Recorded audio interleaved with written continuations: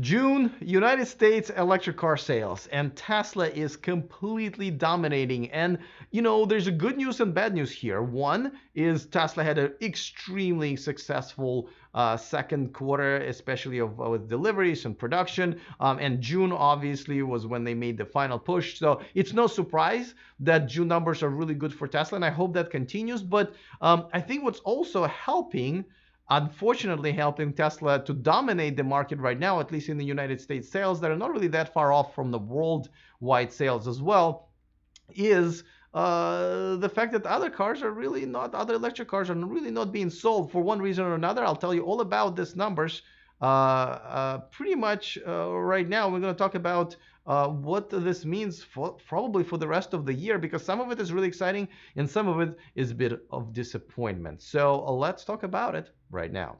Taking over the world, electrifying the world, E4 Electric. Welcome to E4 Electric, your number one source of unbiased electric car news. Thank you to my Patreon community for supporting me. If you want to become a Patreon and watch me live every day, go to patreon.com/E4Electric. But if you're staying here, that's perfectly fine. There's a subscribe button and the bell notification icon for you to hit, so that way you don't miss anything moving forward. All right, let's talk about first of all, huge thank you to Inside EVs. They every month compile a list of electric car sales and plug-in hybrids. We're just going to talk about electric cars only, fully electric cars. These are not easy. These are not just being reported easily by the manufacturers. They have to be actually figured out, especially with Tesla and others that don't report the numbers every month. So thank you to them. I have actually sort of rearranged them and kicked the plug-in hybrids and other nonsensical cars out. But this is for June, and look at this. I mean, I think it has been a while since I've seen all Tesla models just top 3. So that's great. And obviously the numbers for Model 3 are insane. This is over 20,000 of them sold. We're talking about 5,000 a week pretty much, over 5,000 a week being delivered. I mean, we're talking about some major scale production of these electric cars that are also, Tesla is making money on. I know that's a little bit maybe up for discussion, but definitely making better margins than any other manufacturer. So there's no surprise there. Now, I am a little surprised that the Model S sales are not as up as they should be, because don't forget that they were pretty bad in the beginning of the year, because Model S and Model X were just really outdated. But they just refreshed the specs of these cars, and a lot of people got really excited about them again. And yet I can see Model X sales approaching almost 3,000, which is not bad, but the Model S sales are still under 2,000, and that's a little bit weird. I do have to say that me and Eli of my Tesla Adventure, we were just talking because he just got one, and I'm willing to argue that if we see in the next refresh that's supposedly coming up this fall, if we see what's going to happen to the Model S and Model X as far as the interior refresh, I say that what Model S is right now, with all of its best specs, is the best Model S ever produced, but also probably produced in the next even few years, because I don't think too many people are going to like that interior, and the actual specs are not going to change that much. So kudos to them. But let's talk about the rest of this manufacturer. What's going on with them? Let's talk about it. Before that, a quick reminder that this video and this show is sponsored by Byton. Check out their all-electric SUV coming to the Europe and the United States next year. Don't forget to make your reservation. It really takes about a minute of your time, mainly because you don't have to fill out payment form.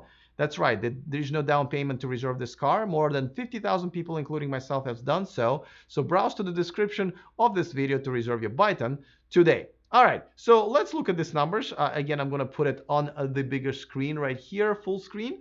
Chevy Bolt is basically the top selling electric car in America besides Tesla, which is a little surprising. And Nissan Leaf, I think, is a much better proposition, to be honest with you, than the Bolt in terms of pricing, in terms of quite a few other things. But I'm surprised, because Nissan doesn't shy away from advertising their cars. Bolt, the Chevy in their Bolt does, even though the Bolt got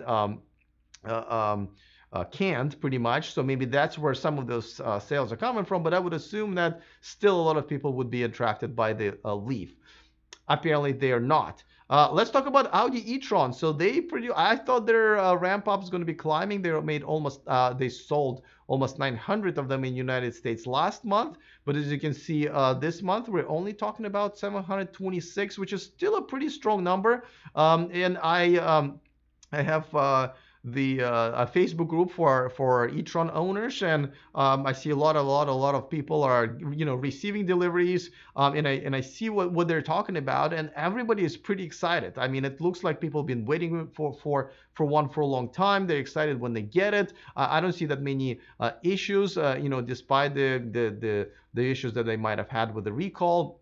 I don't see any complaints about that. So that's a little surprising, but nevertheless, let's give them another couple of months and see if the ramp up goes higher than that. Let's talk about Jaguar I-Pace. Now, once again, the numbers are, they've been somewhere around 200 units per month. I don't know if it's a supply or demand issue, but at the same time, don't forget Jaguar right now. It's in a bit of a slump. I mean, their sales down over 15%.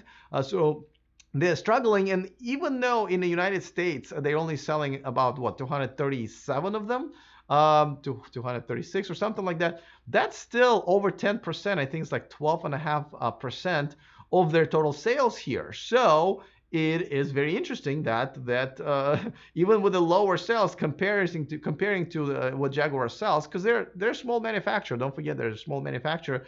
It is growing, and that there's no surprise that they've actually decided that they're going to be going further with their electrification, and XJ that's been discontinued now is going to come back as an all-electric car. I'm going to do a story about that in a different video, but kudos to them for that. But let's talk about the disappointment, and obviously Hyundai Kona being at 116, that's a disappointment, but I think my biggest disappointment with Kia Niro EV, I have sent out an email to their rep, and I was asking them, is this a supply issue, is it a demand issue? I can't imagine this being a demand issue. I mean, everybody who ever driven one, including myself, or bought one, and I know quite a few people because I also have a Facebook group for the new Niro EV owners, absolutely loves the car. So I can't imagine out of all this love, because it is an amazing car. I mean, I know it's being rated at like 239 as far as mileage is concerned, but people are getting over 300 miles out of this car. So obviously that was extremely generous CPA rating, or the other way around. You know what I mean? It's definitely a surprising range, and the price, the full $7,500 incentive, which Tesla doesn't have. I am stunned that more and more people are not buying this car, and I think that's not really the case. I think they're not selling enough. So once I hear back from Kia and I do the next report about this, which I'm sure they're not all of us going to skyrocket. I think it's almost kind of a company policy at least. I'll tell you what they said, but I definitely have to say that I'm not very happy with that. So looks like Tesla's dominating. They're dominating because they've had a really, really good month, and the rest of them are kind of cruising. I'll give Audi a pass because they're still ramping things up, but the rest of them, there's no excuse. I'm curious to see how Porsche and Mercedes are going to do once they are launching their cars at the end of the year. We're a very, very decent car, so I'm definitely going to be competitors, but so far, I think there's room for improvement. Let me know what you think, and while you're at it, don't forget to subscribe to our free newsletter that we send out with a bonus story every Saturday, and it's free. Second free thing that you get in the description of this video. So go to e4electric.com/VIP, or just look in the description of this video. All right, looking forward to your comments. Other than that, I will see you guys next time, and remember to stay charged.